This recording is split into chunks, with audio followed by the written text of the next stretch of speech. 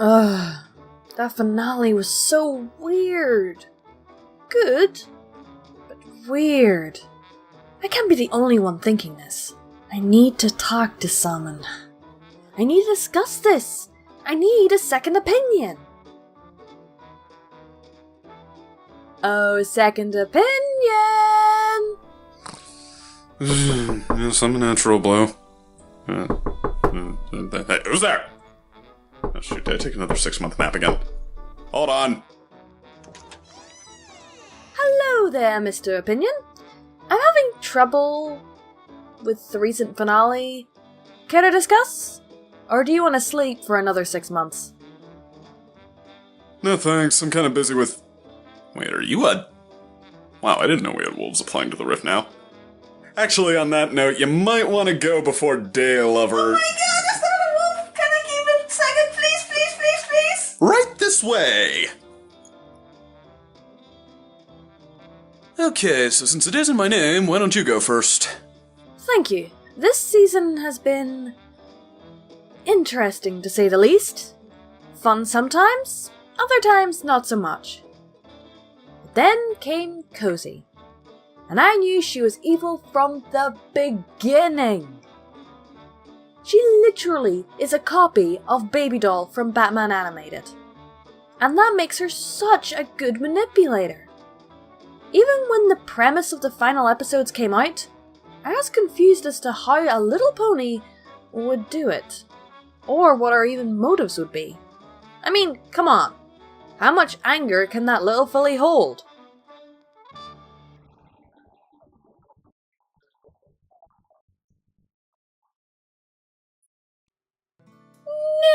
Never mind.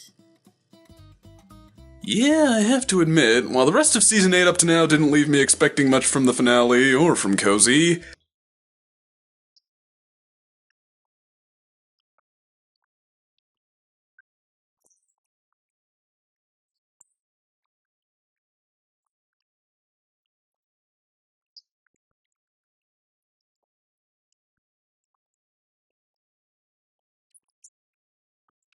a little demonstration of how your villain operates goes a long way. We see how much she knows this school stuff through and through. She comes off as clever and patient. Her plan unfolds in a way that keeps you guessing. I mean, yeah, her gimmick of looking like the cute one when she's actually evil has been done to death, and even seems to know that it's been done to death. Like, there's not one point in this story where it feels creepy or weird or like anything other than exactly what you expected. But she's still a better villain if we take the time to show that she's good at being evil. I think it was a good idea. You know, at the end of part 1, Cozy says something interesting. See, she says, "you ponies." Does that mean she's not a pony? I mean, she could be a changeling, but for them not to reveal it is odd. Maybe it's for her return? At least they definitely give hints to that. Or perhaps she's actually only part pony, part something else. Either way, she doesn't see herself as a pony, creating that disconnect she would need to be able to pull off such a plan. I wonder if they will ever build on this. I feel like you're going where I can't follow here. I mean, I guess grammatically that's not totally unfounded, but that's still a lot to build up around an offhand moment. Or is that how all fan theories work these days? Midnight? Hello? You're not listening to a word I'm saying, are you? Ooh, and did anyone else notice that for once, Celestia and Luna were acting like rulers? Well, at least their roles make sense. Celestia and Luna are, for a lack of a better word, the top dogs. They cannot leave to go to Tartarus, and someone has to stay with the kingdom so that there's someone to look after the country. Just in case, Twilight can't stop the draining of the magic. Even Cadence needs to look after the Crystal Empire. Yet, when Teacher Guy comes to them, they act, and are seen on their way to Ponyville. Even Twilight seems to have learned and immediately brings her friends along, not needing a nudge at all.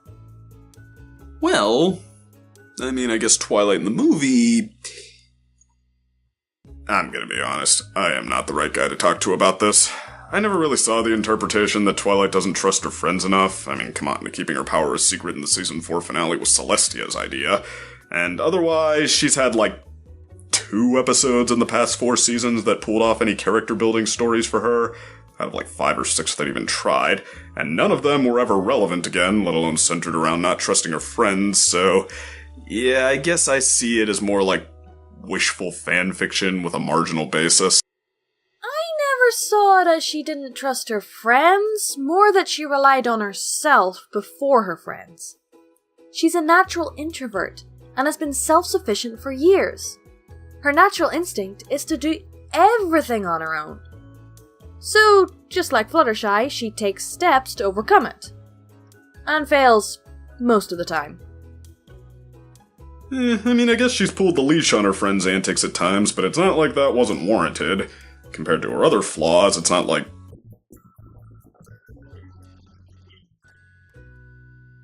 Oh yeah, I almost forgot about Chancellor Thiese.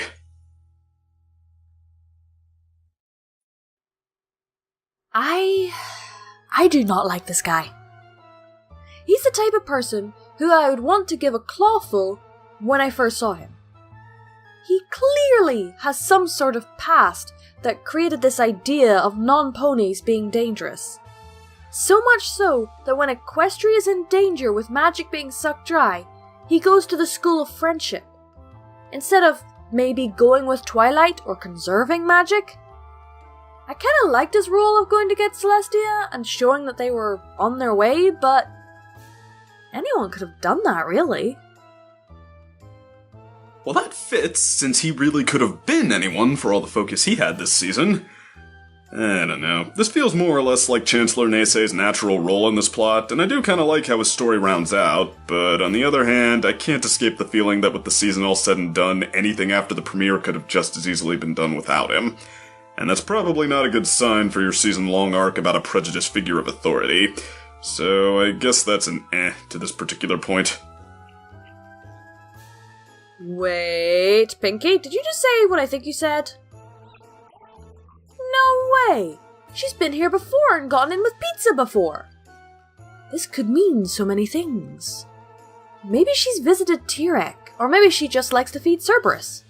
She and Cerberus do tend to get on in this episode, but that also means that someone opens the door. Can Cerberus open the door? Come on, do we really have to make fan theories about that? I mean, I think it's obvious that the writers meant— Did somebody say fan fairies? I can bring the fan fairy pizza if you want. Did they start forming the evil main 7 yet? It's totally going to be the 7 deadly sins. Look, a Danish. Yeah, tack. Mine! Not you. What the fur and claw? Why are they there? Those are just animals that attacked maybe once? And all of them are predators too. I thought this was a place for villains like Tyrek. This is like locking me up because of my pony eating past. Don't ask. Well, another day, another creature in the same room with me that may or may not want to kill me. Anyway, though... Oh, don't worry. The worst thing I'd do is take your tail. Did you know they make pretty good chew toys? Oh, well, that's reassuring-ish. Good thing short tails are in this season. Nice callback. So overall, first episode, not bad at all. Good setup, with a few interesting tidbits for conversation. Even getting us excited for the next episode with no obvious solution. Yeah, in spite of a couple misgivings, they've been playing their hand pretty well. Cozy comes across as honestly clever and intimidating, and a gimmick, but whatever, and we still don't know exactly what it's going to take to stop her, so there's a lot to wonder and to worry about. As long as nothing happens to break up the momentum all of a sudden. On to the next episode! Now this was good. I like how the Student Six thought of getting help and relying on others like the Crusaders.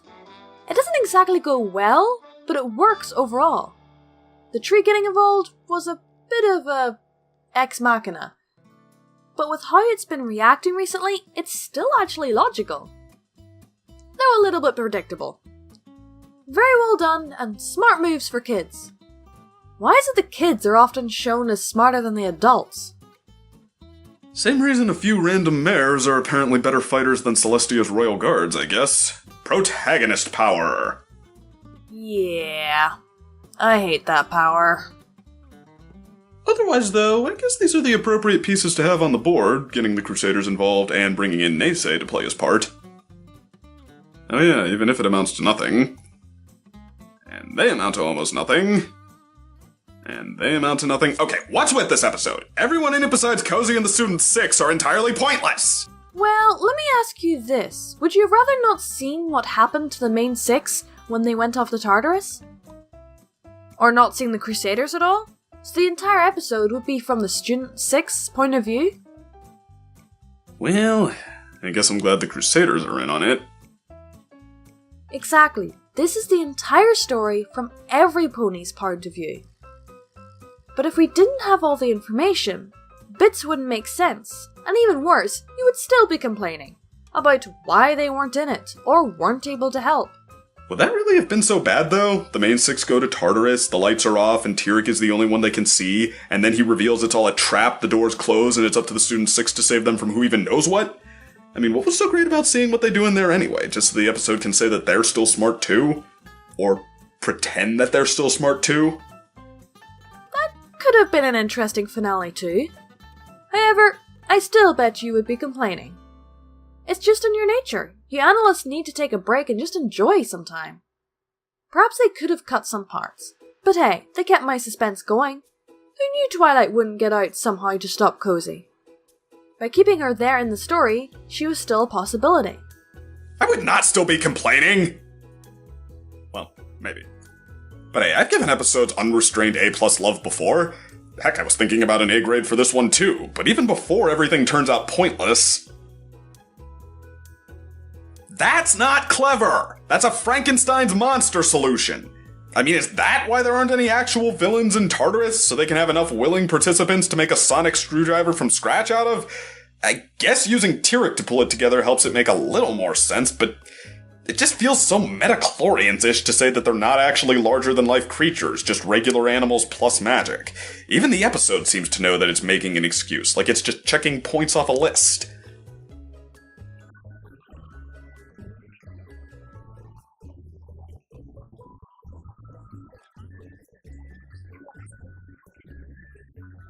Justification, check.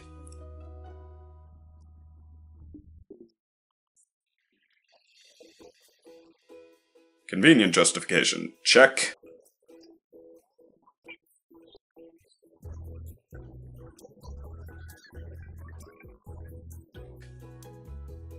Quick scene with Pinkie Pie strong-arming him. Good lord, even that gag that Pinkie was born to do feels been there, done that. I'd have to agree with you a little there. But still, they did it for suspense, I think. I liked it. Kept me guessing. Compared to the things that keep me in suspense... Hey, do you have our Danish? Have a glow stick. Yay, really shiny. I guess I just wanted a little more.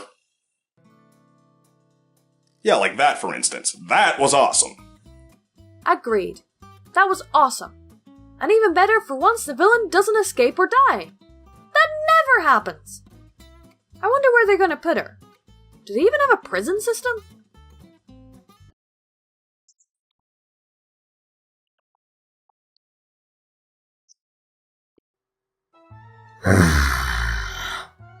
What for lunar's sake? You're putting a filly in Tartarus? Why?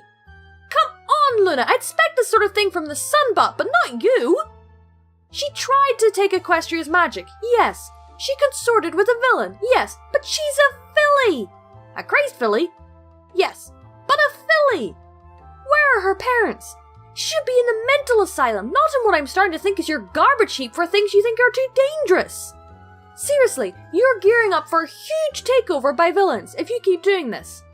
I bet the only reason Chrissy isn't in there is because she was a ruler of a kingdom. You've absolutely no clue, even after centuries of ruling. How in Tartarus have you survived? Ditto. And yeah, this just goes to show how much of a gimmick she was that being a filly doesn't factor into her final fate at all. If she were an adult, her character and the way the show ultimately decides to treat her would both be the same. Exactly, this is near tyrannical rule, compared to what sisters could have done, and should have done. But then again, at least she may get letters from her parents. Even still, this isn't right. And it just leaves a bad taste in my mouth. I kinda hope she gets out. But of course it's stopped before anything bad happens. Yeah, really. I mean, where are this kid's parents anyway? Well, maybe she's an orphan like the Apple kids? That would explain her need to control the environment and people around her. The horrible death of her parents caused her to think she was powerless, and maybe she read the friendship book and thought, this is how I gain power, and so I'm never powerless and hurt again. Again, I'm not exactly one for fan theories, at least if it doesn't seem like what the writers had in mind. Or maybe she's actually an adult, like Baby Doll, with some sort of condition to appear young, and then she uses that to her advantage, controlling ponies the only way she knows how, since she was always thought of as a filly. Seriously, can we talk about something besides Fan theories! Who thinks that T-Rex, Cosiglow, Queen Chrysalis, Flimmerflan, Naysay, and Starlight are going to form the 7 deadly sins? Yes! But, come on, her backstory could be so interesting. Way more interesting than Starlight's backstory for villainy. Hey. Or the pillars is going to fall, because Queen Chrysalis is going to come back and make them all into copies! I mean, Starlight clearly has some other problems that are looked up in the parent map, but we don't see her mom at all, so clearly some other problems too. Hey. So they can become the 7 deadly sins, like Starswell can become pride, Mage Middlebrook can become vanity, Rockhoof can become sloth. Even Celestia and Luna turned out better without parents. Well, all except Sunbud. Hello? Stygian can become envy, or is he gluttony? Parents aren't that strong in the MOP universe. I wonder if parenting isn't that enforced, like ours would be. The connections between parents of fillies are very casual. Wait, I'm a wolf. How are you doing that? I just knew I shouldn't have been drinking that glow stick fluid. And a howling thank you to my Patreons.